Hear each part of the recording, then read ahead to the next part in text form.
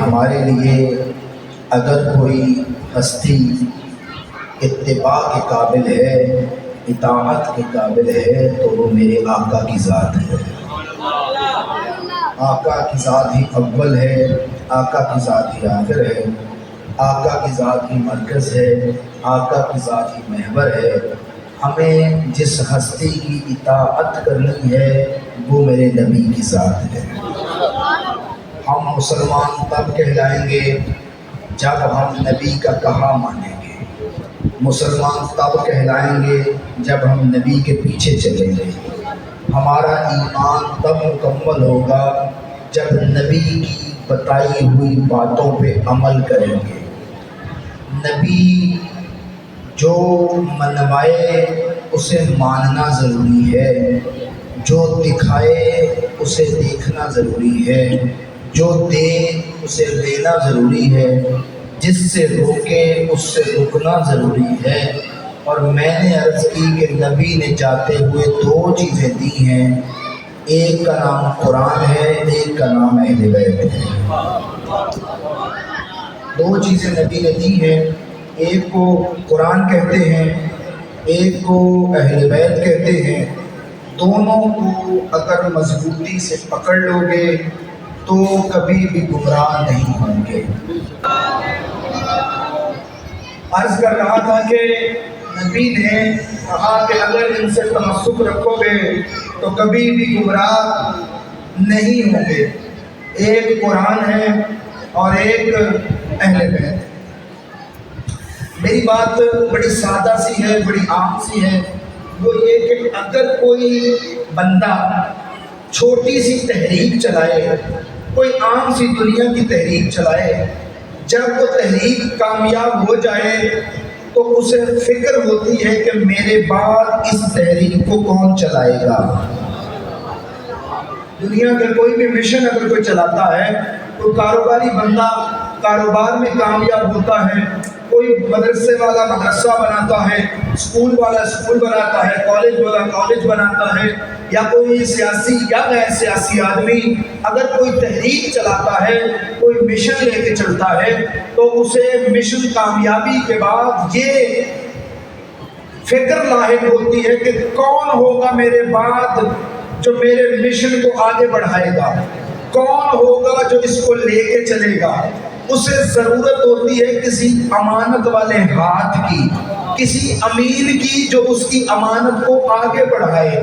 وہ چھوٹی چھوٹی تحریکیں جن کا پتہ ہے کہ ختم ہو جانا ہے، جب عقل کہتی ہے ان کے بچانے کا انتظام کرنا چاہیے، تو اسلام جیسی تحریک جس نے قیامت تک رہنا ہے، کیسے ممکن ہے کہ نبی اس کے بچانے کا انتظام نہ کرنے گئے؟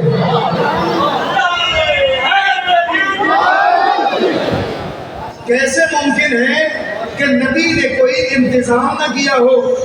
دیکھیں، بڑی آسان بات ہے، بڑی سادہ بات ہے کہ وہ تحریکیں کہ جو ختم ہو جانی ہیں، وہ تحریکیں جن کی حیثیت کوئی نہیں، وہ تحریکیں جن کی ویلیو کوئی نہیں، جب ان کے لیے لوگ سوچتے ہیں کہ کہیں یہ ختم نہ ہو جائے، اس کو نقصان نہ ہو، یہ تباہ نہ ہو جائے، تو وہ تحریک جس نے قیامت تک رہنا ہے، کیسے ممکن ہے کہ نبی اس تحریک کو لاوارث چھوڑ جائے؟ میں اور گفتگو کو آسان کرتا ہوں، ہر نبی جو اس دنیا میں آیا ہے اس کا پہلا فریضہ یہ ہوتا ہے کہ لوگوں کے درمیان اختلاف کو ختم کرے۔ لوگ اگر کسی مسئلے میں جھگڑا کر رہے ہیں تو قرآن کہتا ہے کہ نبی کے پاس لے آؤ، نبی تمہارا جھگڑا ختم کر دیں گے، اور نبی جو فیصلہ کریں گے اسے مان لینا۔ اس کا مطلب ہے نبی اختلاف مٹانے آئے ہیں، نبی جھگڑے ختم کرنے آئے ہیں، نبی فرقہ واریت کا توڑ کرنے آئے ہیں، مٹانے آئے ہیں، فرقہ واریت کے خلاف جنگ کرنے آئے ہیں۔ نبی اختلاف مٹاتا ہے، نبی اختلاف کا حل دیتا ہے، چھوٹے چھوٹے اختلافات کا حل بھی نبی دیتا ہے۔ آج امت مسلمہ میں سب سے بڑا اختلافی مسئلہ خلافت و امامت ہے۔ جب نبی چھوٹے مسئلوں کا حل دیتا ہے تو کیسے ممکن ہے کہ خلافت کا مسئلہ امت میں چھوڑ کے چلا جائے؟ دیکھیں عقل کیا کہتی ہے کہ جب چھوٹے چھوٹے مسئلے نبی حل کرتے اور ان کا حل دے کے جاتے ہیں، جو مسئلے چھوٹے ہیں ان کا حل تو نبی دے رہے ہیں، اور جو مسئلہ سب سے بڑا اختلافی ہے،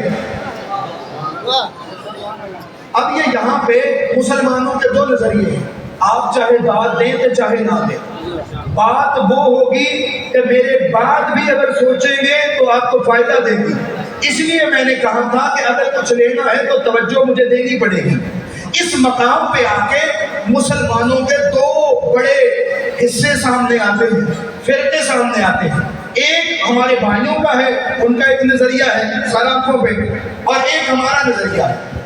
ہمارے بھائیوں کا یہ نظریہ ہے کہ نبی کسی کو خلیفہ نہیں بنا کے گئے، اور یہ مسئلہ امت پہ چھوڑ دیا کہ امت مل کے جس کو بنا لے وہی خلیفہ ہے۔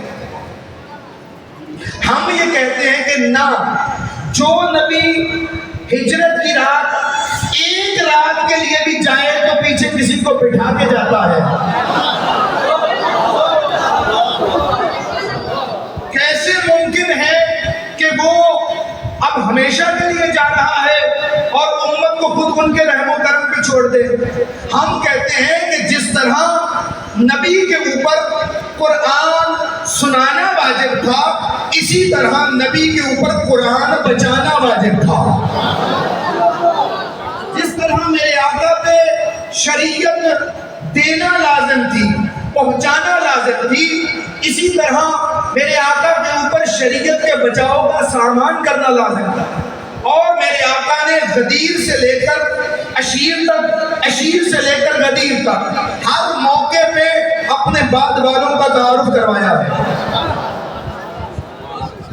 شیعہ پریشان ہو رہے ہیں، میں پورے ہوش و حواس میں بغیر خطابتی جذبے کے، علی والا وہ ہوتا ہے جو جوش میں بھی ہوش نہیں کھوتا، میں پورے ہوش و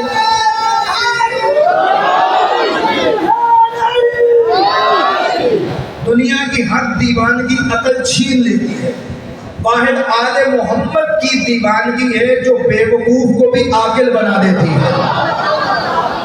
میں جذبات میں بہہ نہیں جا رہا، مجھے پتا ہے میں کیا کہہ رہا ہوں۔ نبی نے ہر موقع پہ تعارف کروایا ہے اپنے بعد والے کا۔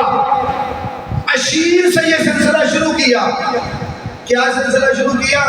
پہلا اعلان جب نبوت کا کیا تو کہا، میں اے قریش، میں تمہارے لیے ایسی چیز لے کے آیا ہوں کہ اگر تم میرے پیچھے چلو گے تو تم فلاح پا جاؤ گے۔